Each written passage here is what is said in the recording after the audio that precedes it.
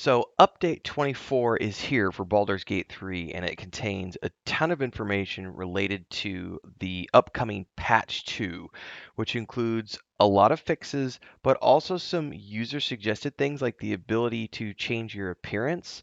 And also they're adding a little bit extra to Karlach's epilogue, which I think was something that some people had mentioned in their sort of, I don't want to say the word complaining, but definitely, critiquing of the game, is a lot of people felt that Karlach's ending didn't really work. Like they didn't give her a good option, and so they're rectifying that by putting something else in.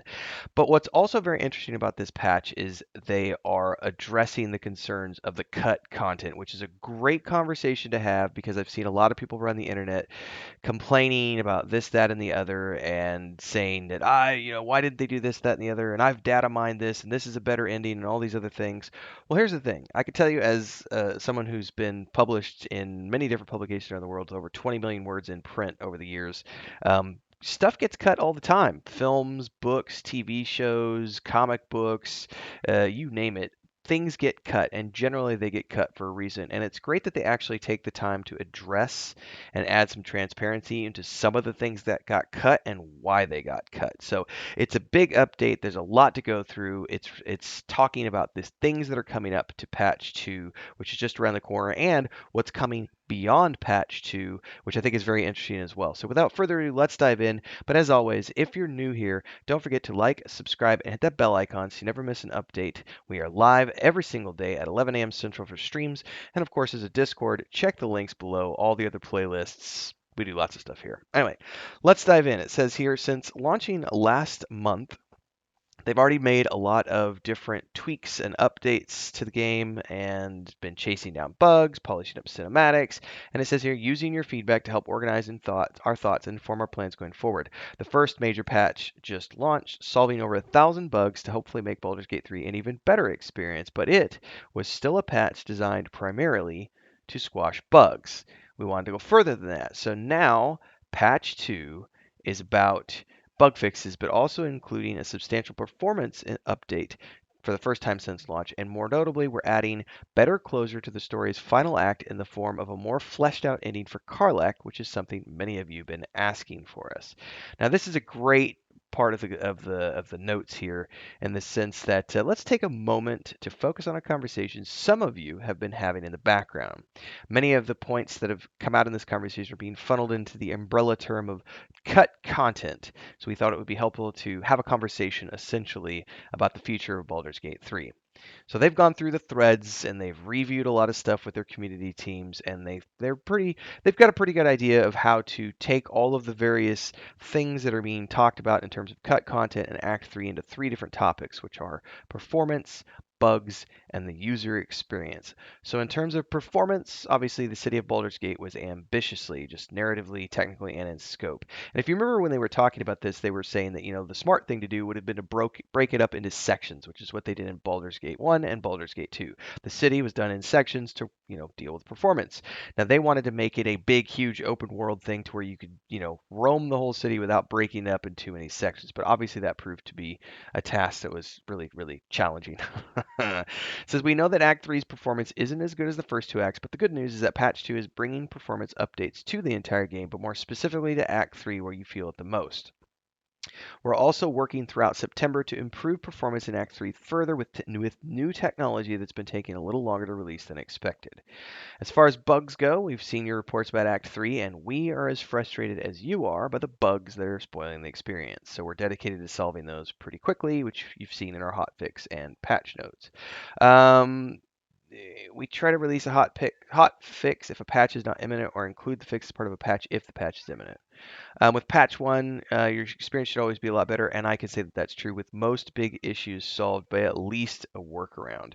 I can say that that's true because I haven't seen any game-breaking things, but there have been a couple of things that have impacted um, there's been a couple of bugs in Act 3 where I've seen things. A good example of this was the fight against the wizard Loroakin. And I don't want to spoil anything for those of you who haven't watched that yet. I have a video up on it, or if you haven't played through that section yet. But there is a section of the encounter, and I'm going to say this. This might be a spoiler for some of you. If you don't want to hear it, walk away, mute it, whatever. 5, 4, 3, 2, 1. Spoiler alert. Um, if you knock certain enemies off of the level that you're on onto a different level with some sort of a spell or something, they can't get back to you. And also, you have a very challenging time to get to them. And when I did that fight live, there were people in the stream who were saying, "Oh, this is the fight that bugged me out. I had to restart the game. I had to restart the encounter." I managed to find a workaround, but it was not easy, and it took some finessing to get it to work the way that even I wanted it to work. So there are some things that are still plaguing the game, and those are going to be getting fixed in the upcoming patch. Now, as far as the user experience goes, this is where they're talking about. There's a lot going on here in terms of how things feel, and it says many of the building blocks, ideas, tests, or however you want to refer to the junk data that falls outside of what we shipped with can and is being data mined, which is okay, but it's important to understand that not every building block in the giant box of Legos is needed to create the experience that we envisioned and intended over years of iterations. This is a very polite way of saying you can data mine all you want and you can say anything you want about that cut content, but the reality is we have what we want in terms of a complete experience. We cut what we feel needed to be cut to reach our director's cut, our version of the game that we launched with. So you can data mine all you want, but you need to understand that even though you are data mine, even though you might be finding things, doesn't mean we're going to be putting them into the game because we have the vision that we want. Says here, dun, dun, dun, the first reference, as I said, we've seen three types of complaints. Well, first references content that didn't properly trigger because of a bug, for example, some of Minthera's stuff, and we've located what's causing it. We're working on it and expect to fix on this soon. The second is about the epilogue. It said what's been data mined is not really cut content, but content that we didn't want to release because we didn't think it worked. We're pretty strict with ourselves. If it isn't good, if it isn't fun to play, it didn't make it into the game. One of the reasons we trimmed the epilogue is because we felt it was too long and was detracting from the epicness of the overall experience. But not everyone agrees with this, so we're going to do something about it. We've started expanding the epilogues a little bit, and you'll be seeing the first results of that in patch 2 with the addition of a new optional ending for Karlach, which I think that speaks to them at least being willing to listen to community feedback, but that doesn't necessarily mean that community feedback is right. I've said this many times as a writer and as someone who has worked on a lot of different projects over the years.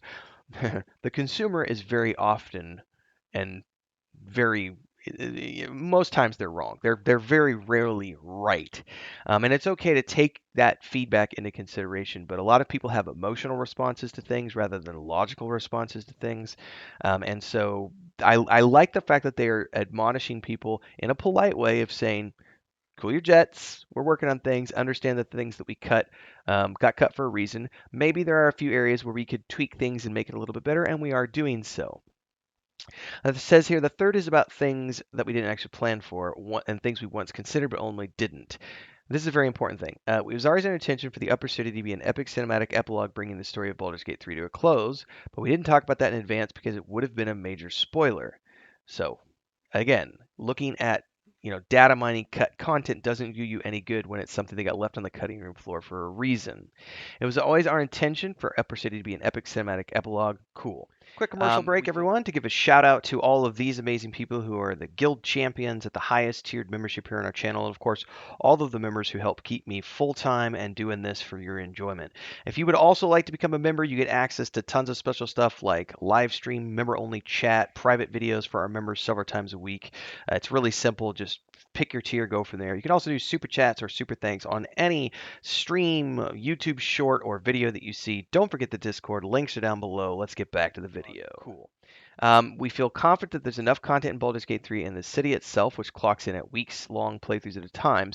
But it's not to say that Baldur's Gate 3 didn't see cuts just like every other game.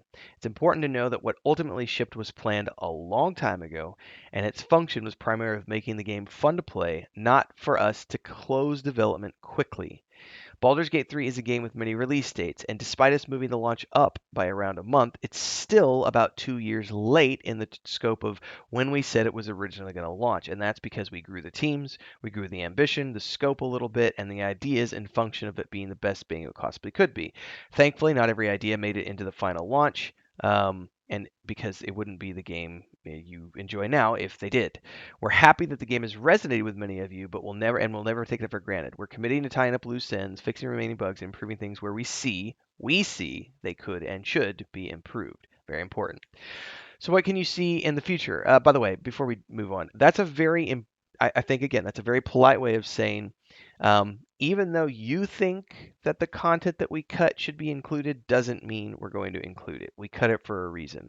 We were 2 years late on delivery, and rather than have this turn into a Star Citizen situation slash every indie MMORPG ever developed where they're 10, 12 years in development, rather than having that be the case, we decided to cut things and come up with a version of the game that we were happy with, that gave us the story we wanted to tell, and launched it.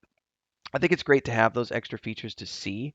I think in the scope of watching like the deleted scenes from the Star Wars films, Indiana Jones films, it's a great thing to see the things that got cut, but also understand that they got cut for a reason, and ranting about it isn't going to do anything. Um, Although in the case of Karlach, maybe it did, because I know a lot of people weren't satisfied with her ending. It says first, we're going to keep monitoring bugs and patching this as fast as we can. Second, we're making improvements based on your feedback. And three, we're adding Wither's Wardrobe of Wayward Friends, which doesn't have a launch date yet. It says here this feature allows you to get rid of co-op party members who join your campaigns. This is for multiplayer, so you can continue on with that. And this is a big thing that a lot of people would complain about with multiplayer, was that you could start a session, have your friends join you, but then when they left, you were still stuck with those characters and you couldn't do anything about them. So now you're going to have a way to get rid of those co-op companions and continue on that multiplayer campaign if you want to with other friends or other NPCs. Said that will there's more, and you can expect us to come with some modding support at some time too. So that's a good news for the modders out there. So at the end of the day, this is just an update on what's coming in the pipeline with patch 2. I think there's a lot of great changes coming in the pipeline. I'm still in the middle of Act 3. I'm nowhere near completing the game yet. So I've seen a few things that are bugs, but haven't really seen anything that's been game breaking for me. Karlach is in my second party, not my first party, so I'm kind of glad that they're going to get that extra ending added before I actually do my full playthrough with Karlach in the party, because I'll be able to experience, an additional ending. But overall, like I said, 10 out of 10 for me. I have no complaints about this game. I haven't looked at any of the cut content because I'm a writer. And as a writer, I know that shit gets cut all the time, so it doesn't bother me. And knowing what I know from my experience over the years as a writer, I don't worry about cut content. If they decide to release something later on down the road, which shows like a reel of the deleted footage going behind the scenes, like what George Lucas did with Star Wars over the years, that's when I'll take a look at whatever got cut and left on the cutting floor. But other than that, I don't look at it. It doesn't impact me. I don't need to know about it. I just play the game as it's intended. So love to hear your thoughts. Drop them down in the comments below. Like, subscribe, hit the bell icon. I'll see everybody in the next one. Don't forget the Discord. Links are down below.